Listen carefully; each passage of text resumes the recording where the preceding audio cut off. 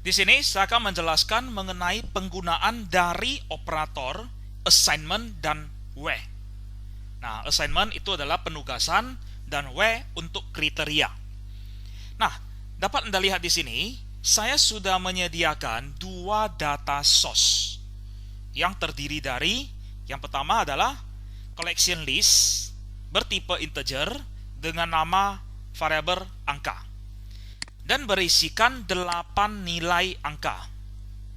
Kemudian data source yang kedua bertipe list string dengan nama buah dan juga berisikan 8 buah nama, buah-buahan.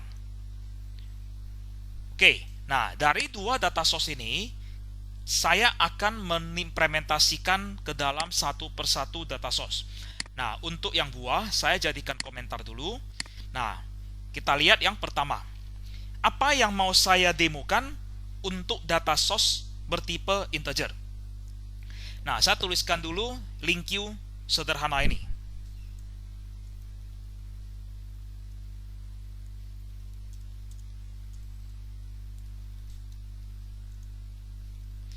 Oke. Nah, apa yang mau saya jelaskan dari sini? Nah, perhatikan. Var hasil sama dengan from i in angka. Nah, from i in angka. Penulisan baris ini hampir sama dengan penggunaan perulangan for each.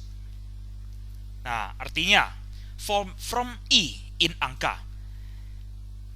I ini akan mewakili setiap nilai yang ada di dalam data source angka.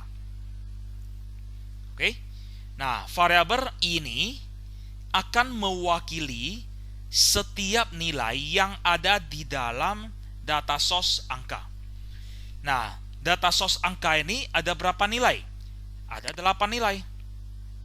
24, 54, 15, minus 34 sampai dengan 61. Nah, 8 nilai ini akan diwakili oleh i. Masing-masing nilai ini nantinya akan diwakili oleh i. Nah, jadi ada 8 angka, ada 8 nilai, berarti from i in angka ini identik melakukan perulangan sebanyak 8 kali. Ada 8 nilai. Nah, 24. I akan bernilai 24. Kemudian select i. 24 akan kembalikan. Nah, select ini identik itulah assignment atau penugasan. Dikembalikan ke apa? Kemana? Ke hasil. I bernilai 24, 24 ini kembalikan ke hasil. I bernilai 54, 54 ini akan dikembalikan ke hasil.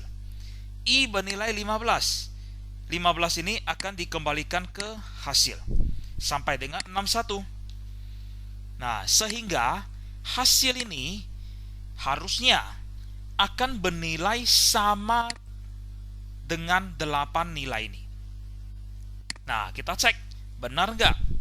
Saya akan mencetak setiap nilai yang ada di dalam hasil. Nah, saya gunakan perulangan for each.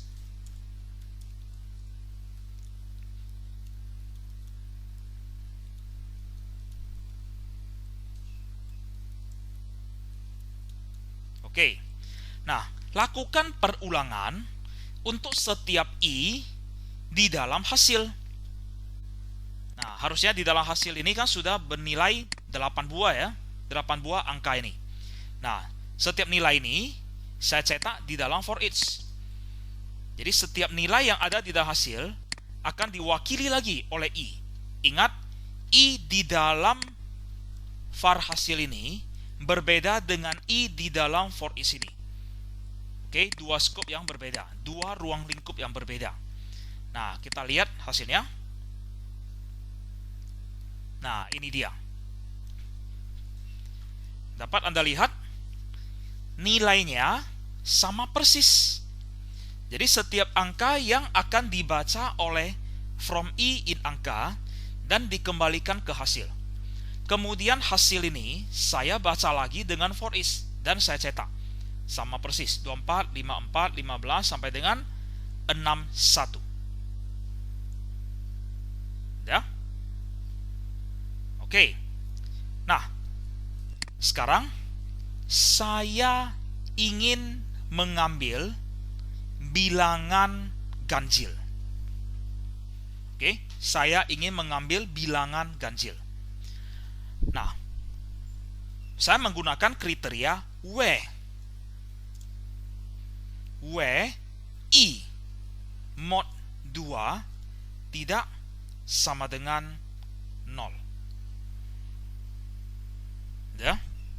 Nah, hasil modulo jika dibagi dengan 2, dia bukan sama dengan 0. Oke, nah, from I in angka. Yang pertama, I akan bernilai 24. 24 di mod 2 dapat 0. Berarti diambil enggak? Tidak. Maka 24 ini tidak akan dikembalikan lewat. Lanjut lagi. I bernilai 54. Apakah mod 2 tidak sama dengan 0? Enggak. Mod 2 sama dengan 0. Maka tidak dikembalikan. Lanjut lagi. I bernilai 15. 15 di mod 2 dapat 1. Nah, tidak sama dengan 0 kan? True. Maka dikembalikan. Nah, berarti 15 dikembalikan. Minus 34 tidak dikembalikan. 0 tidak dikembalikan. 78 tidak dikembalikan. Minus 41. Ya. Dia tidak bernilai 0. Tidak sama dengan 0 kan? Kembalikan. 61 juga. Nah, maka hasil ini seharusnya ada 3 nilai. Nah, kita lihat. Ini dia. Nah, ada 3 nilai. Oke. Nah, lanjut. Sekarang Anda perhatikan. Nilai kembalian ini bertipe var. Apa itu var? Var adalah tipe variabel yang dapat menampung semua tipe data lainnya. Ya. Kalau dia bertipe string, masuk.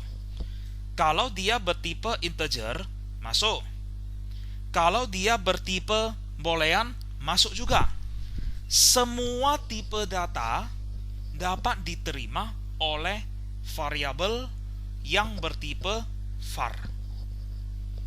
Ya. Jadi semua tipe variabel dapat disimpan ke dalam variabel var. Nah, Anda lihat di sini bertipe integer dapat masuk kemari. Ya. Nah, kalau misalnya, oke, misalnya ya, ini saya tutup. Yang string saya buka. Oke, saya masukkan sekarang untuk yang string. Var hasil 2 ya, saya gunakan 2, hasil 2 sama dengan from I in buah. Nah, select I. Kemudian saya cetak lagi. String I in hasil 2.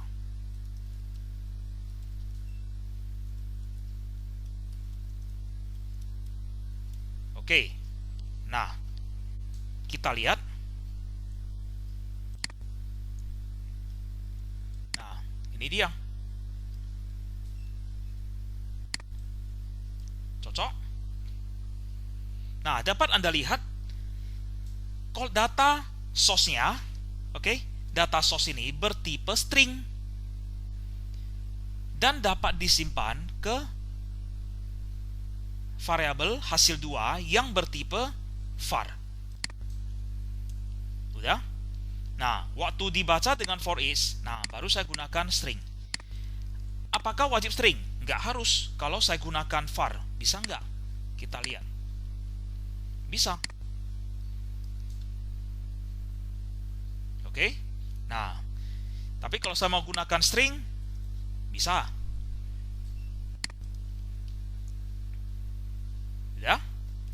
sekarang saya tidak mau menggunakan var. Kenapa?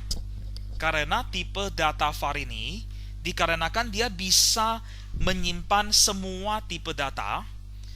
Sudah tentu pastinya memori yang digunakan itu besar. Nah, saya ingin menggunakan suatu tipe data yang sudah ditunjuk,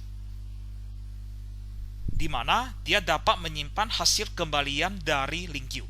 Nah, maka dapat Anda gunakan namanya IEnumerable dalam tipe data string. Nah, ini saya gunakan string. Kenapa? Karena data source-nya adalah string. Ya, karena buah ini adalah bertipe string. Makanya ini adalah string. Nah, kita lihat hasilnya. Sama. Oke. Nah, kalau misalnya ini saya gunakan menjadi integer. Nah, udah nampak kan? Muncullah errornya. Kenapa? Karena data source buah bertipe string. Nilai kembalian dari sela ini disimpan ke hasil 2 yang bertipe integer. Mana bisa masuk? Ya. Nah, maka dia muncullah ini, cannot convert integer to string. Ya. Nah, ini dia. Oke, nggak bisa dari integer, dari string nggak bisa masuk ke integer. Jadi terjadi ketidaksesuaian tipe data. Oke, nah maka ini harus menjadi string. Oke, begitu juga dengan yang di atas ini. Nah, kita lihat. Kalau var ini saya ganti menjadi IEnumerable in. Nah, kita lihat di sini. Bisa nggak? Bisa. Karena angka bertipe integer bisa disimpan ke hasil yang bertipe IEnumerable in, sama-sama integer. Nah, tetapi kalau misalnya saya ganti menjadi string, nggak bisa. Karena angka ini integer, nggak bisa disimpan ke hasil yang bertipe string. Jadi harus sesuai. Bisa? Oke. Nah, kita kembali lagi ke data source yang kedua, yakni buah. Ya. Oke, untuk mempermudah saya gunakan aja var. Ya, untuk mempermudah. Nah, sekarang saya akan tambahkan w. Nah, saya akan mengkombinasikan w dengan fungsi string. Saya ingin mengambil nama buah yang diakhiri dengan huruf A. Oke, yang diakhiri dengan huruf A. W I dot ends with. Nah, A. Diakhiri dengan huruf A. Nah, kita lihat. Ada apa aja? Ada 3. Semangka, pepaya, dan markisa. Oke. Nah, kemudian lagi, misalnya, saya ingin mengambil nama buah yang panjang hurufnya ada 4. Nah, apa aja? Ada 2, yakni kiwi dan apel. Oke, nah sampai di sini Anda sudah melihat bagaimana contoh sederhana penggunaan dari operator assignment penugasan ya, yakni select dengan kriteria atau W. Ya. Oke. Berikutnya, penulisan link queue ada 2 bentuk. Ya, ada 2 bentuk. Nah, bentuk apa aja? Jadi di sini ada namanya query syntax. Kemudian satu lagi yang namanya adalah method syntax. semua operator yang ada di dalam link queue terdiri dari ada yang bisa kita tuliskan dalam dua bentuk. Oke, tetapi ada juga operator yang hanya bisa dituliskan dengan query sintaks saja atau metode sintaks saja. Ya. Nah, pada contoh video ini, ya, pembahasan video ini menggunakan operator assignment dan where. Nah, untuk assignment hanya bisa digunakan query sintaks. Sedangkan where dapat digunakan query sintaks dan metode sintaks. Nah, yang Anda lihat saat ini, ini adalah bentuk penulisan query sintaks. Bentuk penulisan query sintaks. Jadi bentuk penulisan yang seperti ini sama seperti kalau kita menuliskan SQL di dalam DBMS. Nah, bagaimana bentuk penulisan dengan metode sintaks? Nah, jadi misalnya pada hasil 2 ini saya tutup. Sekarang saya tulis ulang. Saya menuliskannya dalam bentuk query sintaks. Jadi seperti bagaimana? Nah, jadi misalnya di sini saya menuliskan buah dot where dalam kurung i sama dengan lebih besar i dot length sama dengan 4.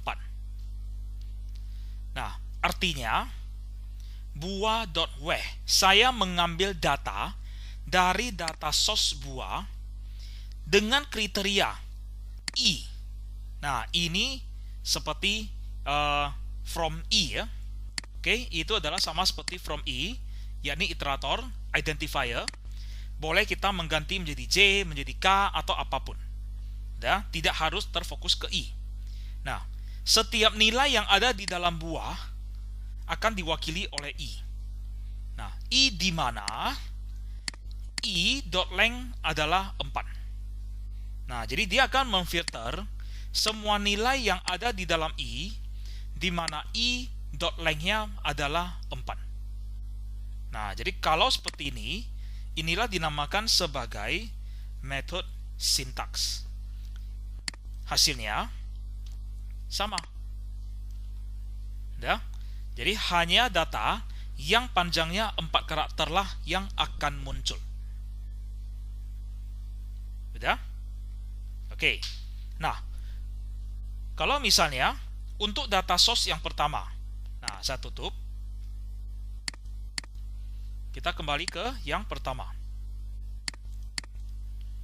Nah, saya menuliskan hampir sama. Ya.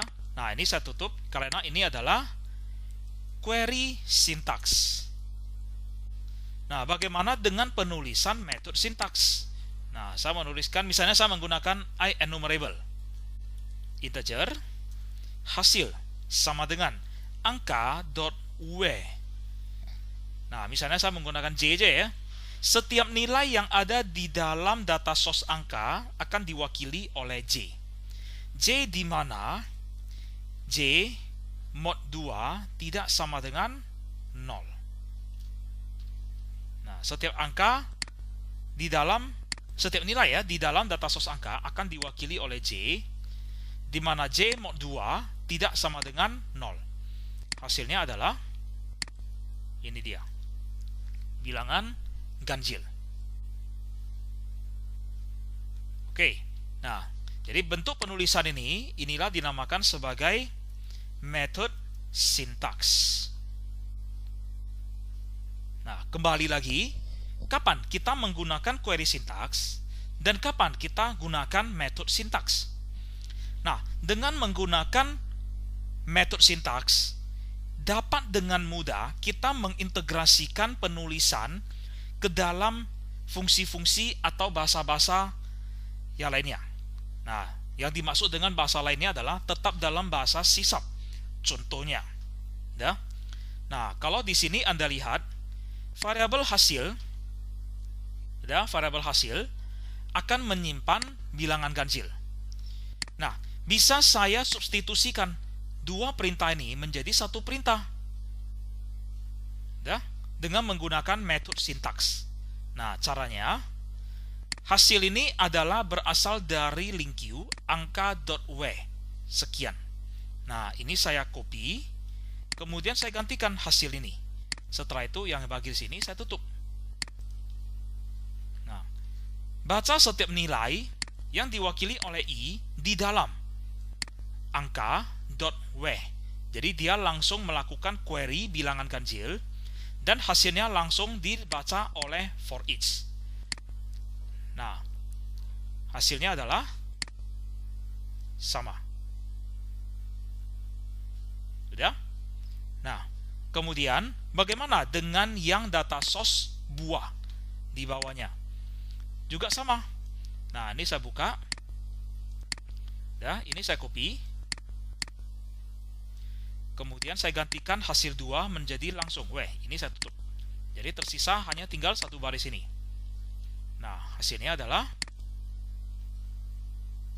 sama. Oke. Nah, kalau saya ganti lagi, misalnya bukan hanya .w.